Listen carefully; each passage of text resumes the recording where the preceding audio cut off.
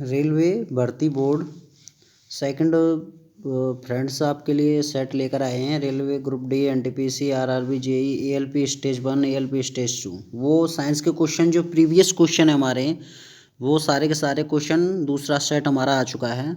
तो चलिए, वीडियो चालू करने से पहले चैनल को हमारे को सब्सक्राइब कर लीजिए और बगल में जो घंटी है उसको भी दबा लीजिए ताकि इस तरह की वीडियो आपको मिलती रहे। तो चलिए वीडियो को स्टार्ट करते हैं। इसमें हमारा पहला क्वेश्चन है कि भार की इकाई जो एसआई इकाई है वो किसके बराबर होती है। तो फ्रेंड्स, जो भार की जो एसआई इकाई होती है वो किसके बराबर होती है, वो होती है आपकी बल के बराबर। अब फ्रेंड्स, ये बोल रहा है ये बल जब किसी वस्तु पर पृथ्वी के द्रव्यमान की माप को भार या वजन कहते हैं। ठीक है, और भार का जो मात्रक होता है वो क्या होता है, जो एसआई मात्रक होता है वो क्या होता है, बल होता है। ठीक है, ये आपको समझ में आ गया। और बल की जो एसआई इकाई जो यूनिट होती है वो क्या होती है, वो होती है आपकी न्यूटन। ठीक है, यहाँ तक आपको समझ में आ गया होगा। चलिए नेक्स्ट की तरफ चलते हैं। अगला क्वेश्चन है हमारा, दूसरा क्वेश्चन बोल रहा है कि निम्नलिखित में से किस युग्म की एक ही एसआई इकाई नहीं है। तो फ्रेंड्स, वो कौन सा है जिसकी एक भी एसआई इकाई नहीं है, तो वो है बल और दाब। ठीक है, बल और दाब है। क्यों कि इसमें जो दाब की इकाई हैं वो यूनिट और न्यूटन प्रति मीटर स्क्वायर होती है और अन्य सभी की एसआई इकाई होती हैं। तो ये आपको समझ में आ गया होगा फ्रेंड्स। ओके, तो चलिए नेक्स्ट अगले क्वेश्चन की तरफ चलते हैं। अगला क्वेश्चन बोल रहा है हमारा कि चाल की अंतर्राष्ट्रीय एसआई क्या है। जो चाल है हमारी उसकी जो अंतर्राष्ट्रीय एसआई होती है वो क्या होती है, मीटर प्रति सेकंड। वो एसआई इकाई क्या होती है, मीटर प्रति सेकंड। अब ये क्यों होती है, जो चाल बराबर होती है हमारी, चाल बराबर होती है दूरी बट्टे समय होती है। आपको ये पता होगा कि चाल बराबर हमारी क्या होती है, दूरी बट्टे समय होती है। तो फ्रेंड्स, जो चाल की जो एसआई होती है वो m/m/s होती है। ठीक है, चलिए यहाँ तक आपके समझ में आ गया। तो इसका राइट आंसर क्या हो जाएगा, ए हो जाएगा। अगला क्वेश्चन है, अगले क्वेश्चन की तरफ चलते हैं। अगला क्वेश्चन बोल रहा है हमारा कि दाब की जो अंतर्राष्ट्रीय इकाई है वो क्या है। जो दाब की अंतर्राष्ट्रीय इकाई है वो क्या है, तो दाब की जो अंतर्राष्ट्रीय इकाई होती है वो होती है पास्कल। अब ये क्यों होती है, जो दाब हमारा P बराबर होता है, P बराबर होता है हमारा F/A। ओके, इसमें जो P है हमारा वो दाब है, इसमें F क्या है, F है हमारा पृष्ठ के लंबवत बल। ठीक है, पृष्ठ का के लंबवत बल। ठीक है, इतना समझ लीजिएगा। और जो ए होता है हमारा, जो वो होता है हमारा पृष्ठ का क्षेत्रफल। ठीक है, ये आपको समझ में आ गया होगा। क्योंकि जो दाब की जो अंतर्राष्ट्रीय इकाई होती है वो पास्कल होती है और इसका जो पास्कल होती है या फिर n प्रतिशत m² होती है। ठीक है, पर m² होती है। तो इसका राइट आंसर क्या हो जाएगा, डी हो जाएगा। चलिए नेक्स्ट क्वेश्चन की तरफ चलते हैं। अगला क्वेश्चन बोल रहा है हमारा,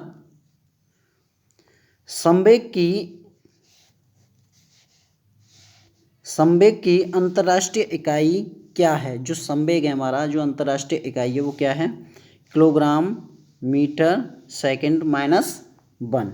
अब ये क्यों होती है मीटर सेकंड -1, कि ये द्रव्यमान है ना, जो आपका जो द्रव्यमान है ये हो गया आपका द्रव्यमान। ये द्रव्यमान वस्तु के वेग तथा द्रव्यमान के गुणनफल को संवेग कहते हैं। तो ये तो आपको समझ में आ गया होगा, जो संवेग कहते हैं वो क्या होता है। और संवेग को प्राय किससे प्रदर्शित करते हैं, P से। ये तो आपको पता होगा। और जो संवेग की अंतर्राष्ट्रीय इकाई होती है वो क्या होती है, ये होती है kg/m/1। चलिए नेक्स्ट क्वेश्चन की तरफ चलें। अगला क्वेश्चन है हमारा कि इकाई जूल प्रति सेकंड है। तो किसकी इकाई है, जूल प्रति सेकंड। ये फ्रेंड्स आपको पता होगा कि जूल प्रति सेकंड होती है वो किसकी इकाई होती है। तो आपको ये पता होगा, आपको ये बहुत ही सरल है क्योंकि वो किसकी होती है, शक्ति की होती है। ठीक है, और शक्ति बराबर क्या होता है, P/W/T। मैंने आपको बता दिया था, P हमारा शक्ति है, W हमारा क्या है, ये कार्य है हमारा, और T हमारा क्या है, समय। ठीक है, तो ये होती है हमारी, जो इसका राइट आंसर हो जाएगा डी। चलिए नेक्स्ट क्वेश्चन की तरफ चलते हैं। अगला क्वेश्चन है हमारा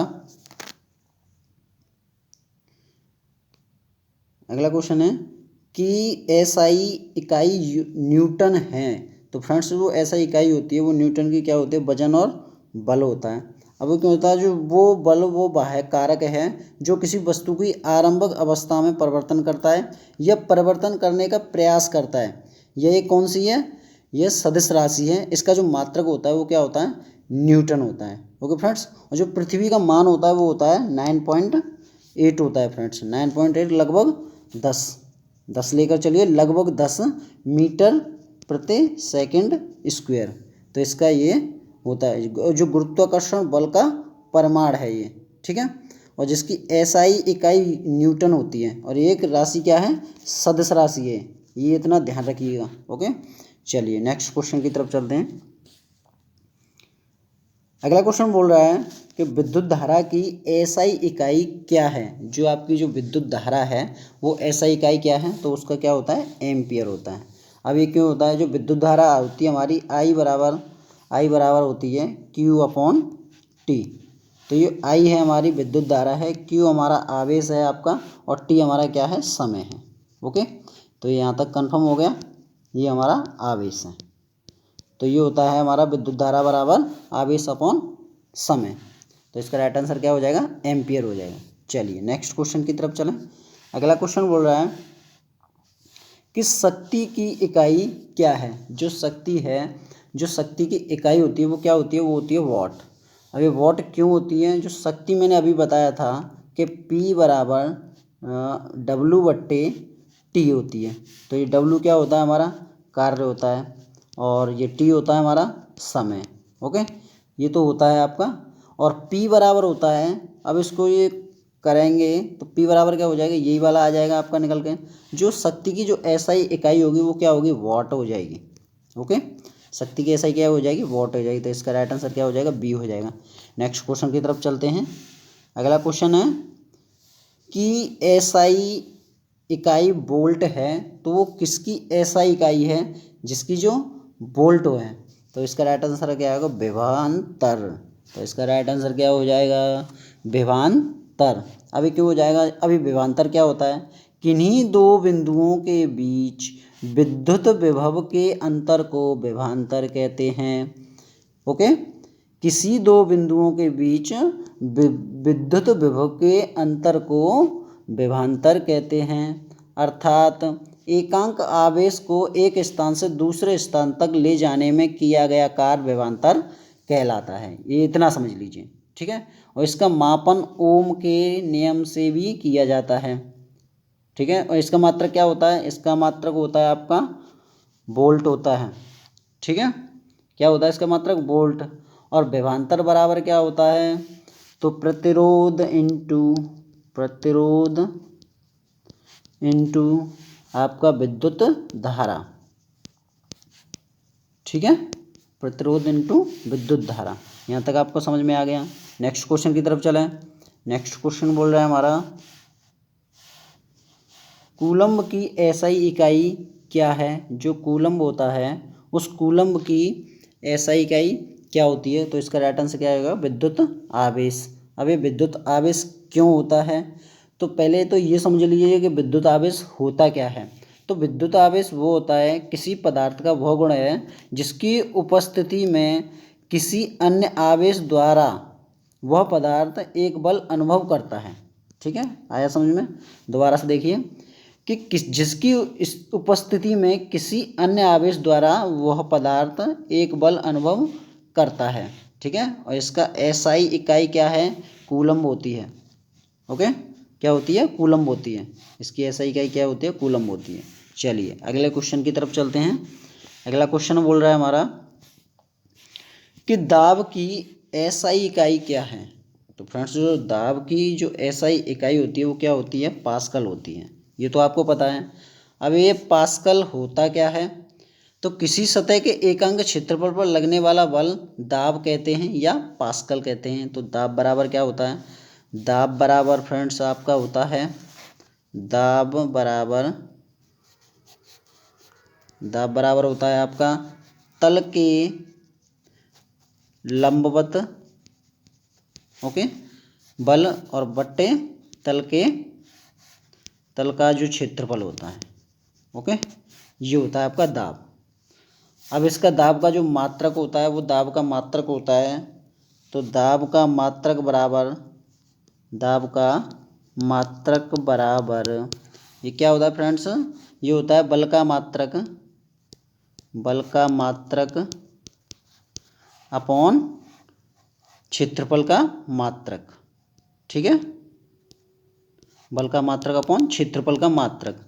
अब इसमें फ्रेंड्स जो ये बल का मात्रक होता है वो क्या होता है, वो होता है न्यूटन, ओके, और बट्टे में क्या हो जाएगा, वर्ग मीटर, ओके। तो ये कितना हो जाएगा, न्यूटन मीटर प्रति मीटर स्क्वायर, ओके फ्रेंड्स, क्या हो जाएगा ये, न्यूटन मीटर स्क्वायर, न्यूटन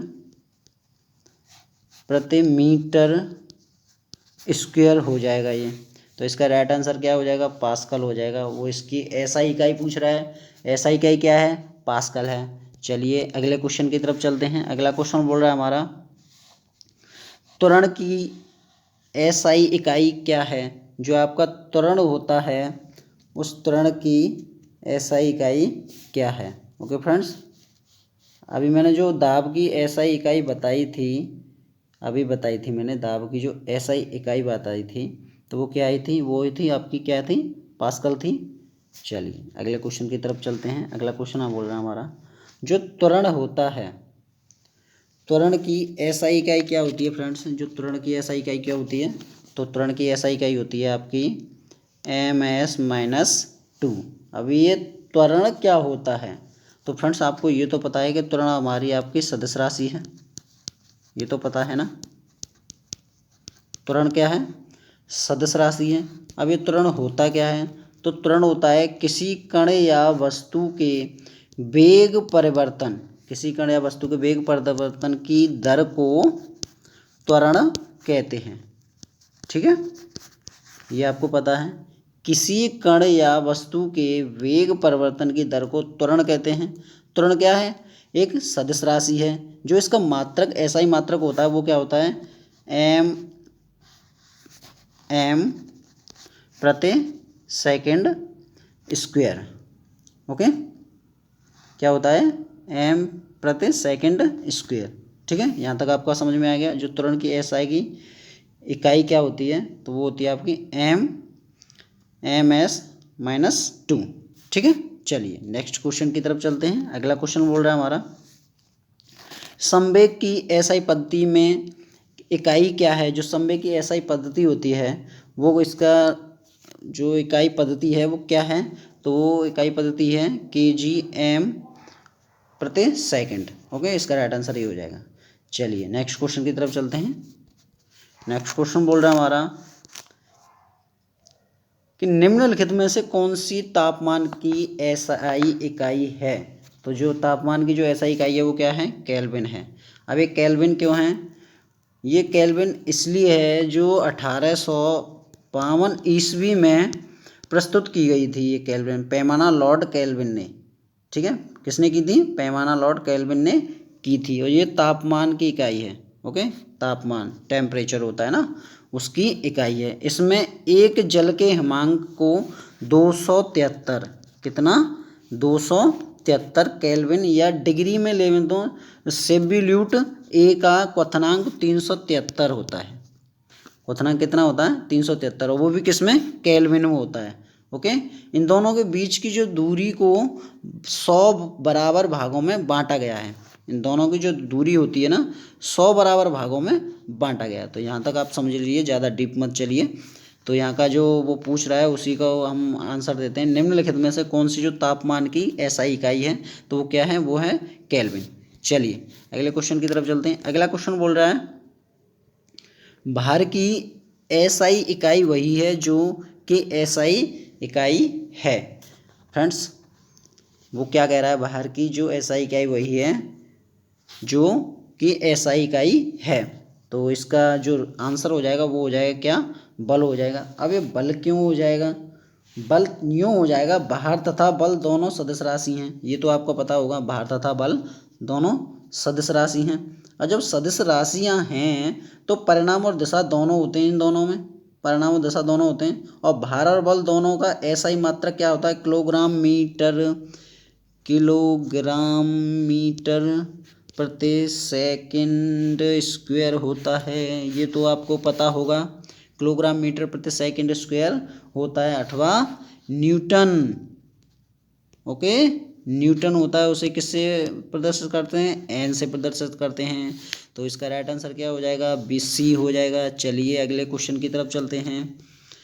अगला क्वेश्चन बोल रहे हैं हमारा आवेश की SI इकाई है। जो हमारा आवेश होता है, आवेश की जो SI इकाई है वो क्या है फ्रेंड्स? आपकी वो होती है आपकी एम्पियर। तो इसका राइट आंसर क्या हो जाएगा? D हो जाएगा। ओके, चलिए नेक्स्ट क्वेश्चन की तरफ चलते हैं। अगला क्वेश्चन है हमारा कि दी गई भौतिक राशियों में से क्या सापेक्ष राशि नहीं है? जो दी गई भौतिक राशियों में से कौन सी सापेक्ष राशि नहीं है? वो है आपकी समय A। अब ये क्यों नहीं है? ये समय भौतिक राशियों में सापेक्ष राशि नहीं है क्योंकि समय किसी अन्य भौतिक राशि पर निर्भर नहीं होता है। क्या नहीं होता है? निर्भर नहीं होता अन्य किसी भौतिक राशि पर समय। ठीक है, चलिए अगले क्वेश्चन की तरफ चलते हैं। अगला क्वेश्चन है हमारा कि निम्न में से किस राशि के लिए मात्रक नहीं है? जो निम्न होता है ना, वो किस राशि के लिए मात्रक नहीं है? तो इसका राइट आंसर क्या हो जाएगा? वो हो जाएगा C, आपेक्षिक घनत्व। अब ये क्यों हो जाएगा? जो आपेक्षिक घनत्व होता है इसका कोई मात्रक नहीं होता। अच्छा, घनत्व का होता है आपका किलोग्राम प्रति मीटर पे घात 3। ठीक है, अब ये बल होता है, बल का क्या होता है? बल का होता है आपका न्यूटन या किलोग्राम मीटर प्रति सेकंड स्क्वायर। ओके, अब ये संवेग रह गया हमारा। अब ये बोलेगा हम भी बुरा मान रहे हैं, हमारा भी बताइए। तो इसका हो जाएगा आपका किलोग्राम मीटर प्रति सेकंड इसका होता है। ओके, चलिए तो अगले क्वेश्चन की तरफ चलते हैं। अगला क्वेश्चन बोल रहा है हमारा कि निम्न में से किस युग्म की इकाइयाँ समान नहीं होती हैं? तो वो कौन सा है जिसकी समान नहीं होती हैं? तो वो होती है बल और दाब, जो मैंने अभी पहले बता दिया है। ओके, चलिए नेक्स्ट क्वेश्चन की तरफ चलते हैं। अगला क्वेश्चन है तो ओम एम की इकाई क्या है? जो ओम एम है उसकी इकाई क्या है? तो उसकी है प्रतिरोधकता। ओके, प्रतिरोधकता होती है।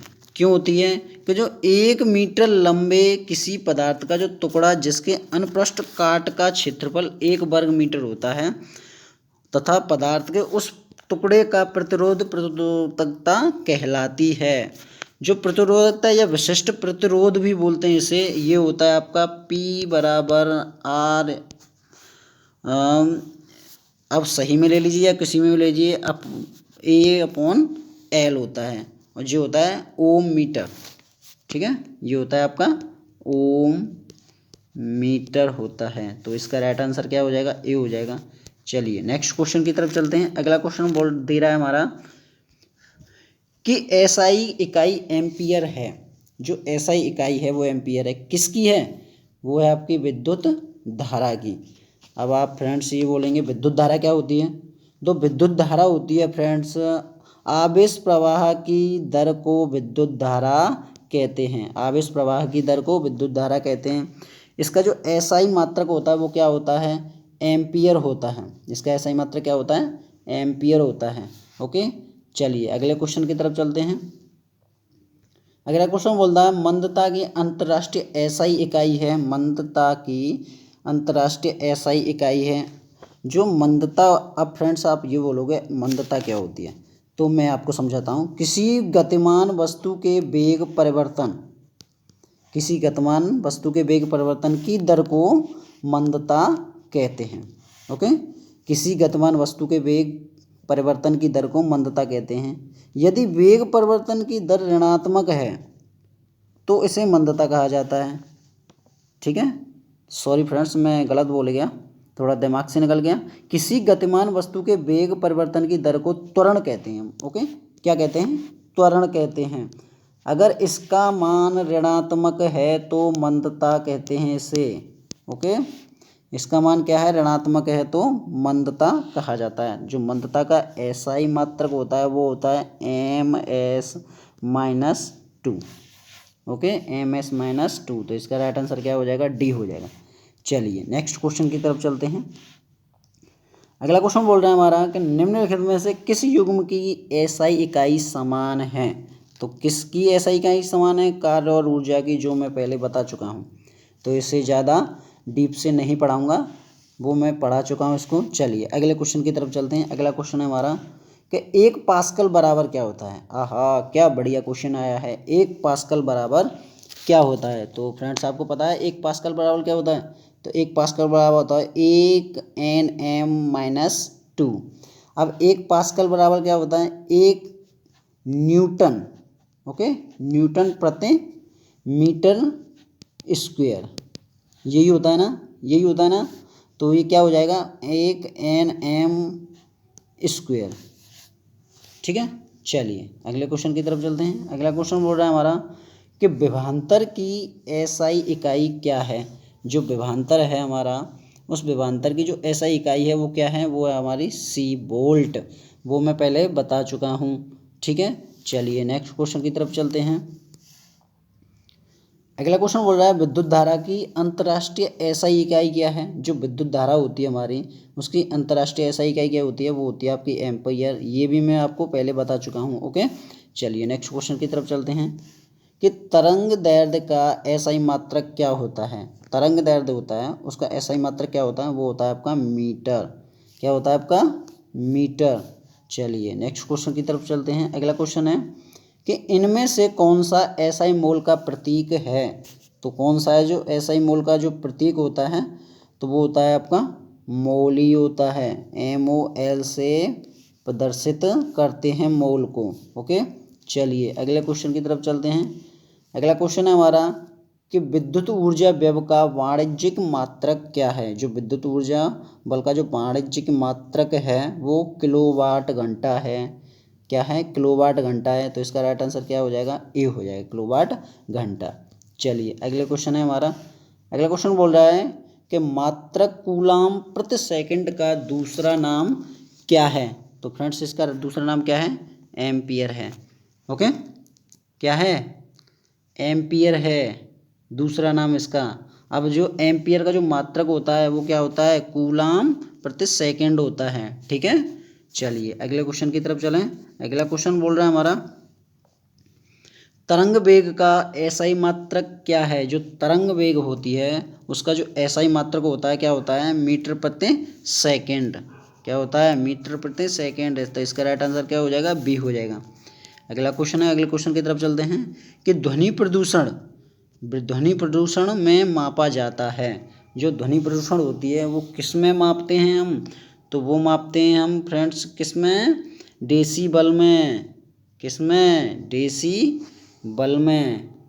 ध्वनि की प्रबलता मापी जाती है इसमें, डेसीबल में। ओके, और जो उसका जो प्रदूषण मापा जाता है वो किस में मापा जाता है, इसी में मापा जाता है। चलिए ये आंसर हो गया। चलिए नेक्स्ट क्वेश्चन की तरफ चलते हैं।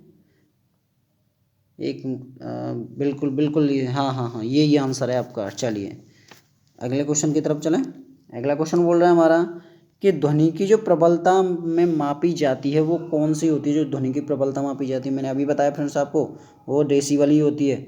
ओके, चलिए नेक्स्ट क्वेश्चन। अब डेसीबल क्या है, अब डेसीबल इसलिए होती है जो ध्वनि तरंग दैर्ध्य यांत्रिक तरंगें होती हैं, ये तो पता है आपका। जो ध्वनि की तरंग की आवृत्ति होती है वो क्या होती है, 20 हर्ट्ज होती है। और 20 हर्ट्ज से 20,000 हर्ट्ज, 20 हर्ट्ज से कितना है, 20,000 हर्ट्ज के बीच होती है। और अनुभूति अपने कानों के द्वारा होती है इसकी। ठीक है, कानों से ही तो सुनते हैं हम श्रव्य ध्वनि तरंग कहते हैं इसे। क्या कहते हैं हम इसे, श्रव्य ध्वनि तरंग कहते हैं। वायु की ध्वनि की चाल कितनी होती है, 332 मीटर प्रति सेकंड होती है। ये तो पता है कितनी होती है वायु में ध्वनि की चाल, 332 मीटर प्रति सेकंड। 332 मीटर प्रति सेकंड होती है ये ध्वनि की चाल वायु में। तो इसका राइट आंसर क्या हो जाएगा, डेसीबल हो जाएगा। चलिए अगले क्वेश्चन की तरफ चलते हैं कि एक हॉर्स पावर बराबर किसके बराबर होता है। फ्रेंड्स मैं पहले सेट नंबर 1 में इसको करा चुका हूँ, तो वो कितना होता है 746 होता है। इसका राइट आंसर क्या हो जाएगा 746 हो जाएगा। क्यों हो जाएगा ये तो आपको पता ही है, मशीनों की जो शक्ति को अश्व शक्ति में व्यक्त किया जाता है इसको, ठीक है। चलिए नेक्स्ट क्वेश्चन की तरफ चलते हैं। अगला क्वेश्चन बोल रहा है हमारा कि एक डायोप्टर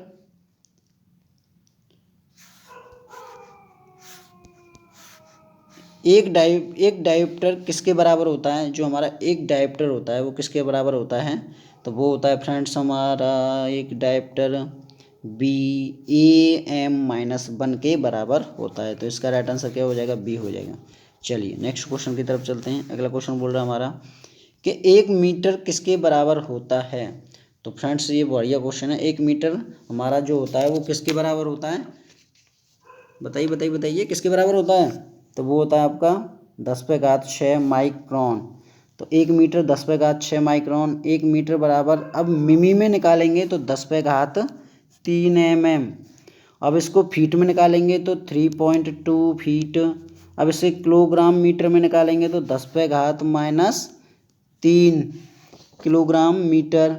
अब फ्रेंड्स इसको नैनो में निकालेंगे, नैनोमीटर में, तो 10⁻9 मीटर। ओके। अब इसको पीको में निकालेंगे तो 10⁻12 मीटर। ओके। अब इसको फेम्टो में निकालेंगे तो इस पे 10⁻15 मीटर। ठीक है, ये सारे के सारे मैंने आपको बता दिए हैं, ध्यान रखेंगे ना। चलिए नेक्स्ट, इसका राइट आंसर क्या हो जाएगा बी हो जाएगा। चलिए नेक्स्ट क्वेश्चन की तरफ चलते हैं, नेक्स्ट क्वेश्चन की ओर बढ़ते हैं।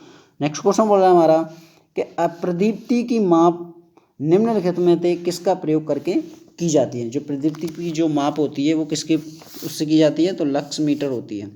अब फ्रेंड्स आप बोलते होंगे कि ये लक्स मीटर क्या है और के कैसे काम करता है। तो जो प्रदीप्ति की माप लक्स मीटर के द्वारा की जाती है। लक्स एक प्रयुक्त इकाई है जो ल्यूमेम एक आधारित है। ल्यूमेम कैंडला से मतलब वो बोलते हैं आपको व्युत्पन्न की गई इकाई है ये, ठीक है।